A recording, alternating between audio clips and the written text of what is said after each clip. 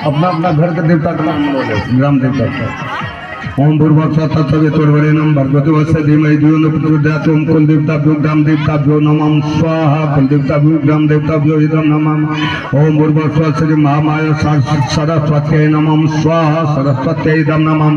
ओम भूर्भुवः श्री वीणावादिन्यै नमः स्वाहा। वीणावादिन्यै इदं नमः। ओम भूर्भुवः श्री हंसवादिन्यै नमः स्वाहा। इदं हंसवादिन्यै इदं नमः। ओम भूर्भुवः श्री पुस्तकधारिण्यै नमः स्वाहा। पुस्तकधारिण्यै इदं नमः। ओम भूर्भुवः श्री वीरहनुमते नमः स्वाहा। वीरहनुमते इदं नमः। चलो आ सब आओ तो विद्यार्थी सब आओ तो, और जल्दी खड़ा है कि नहीं फोटो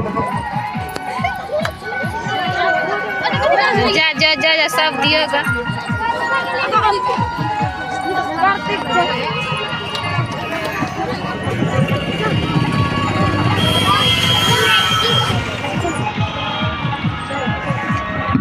ओम भूर्भुवः तत्सवितुर्वरेण्यं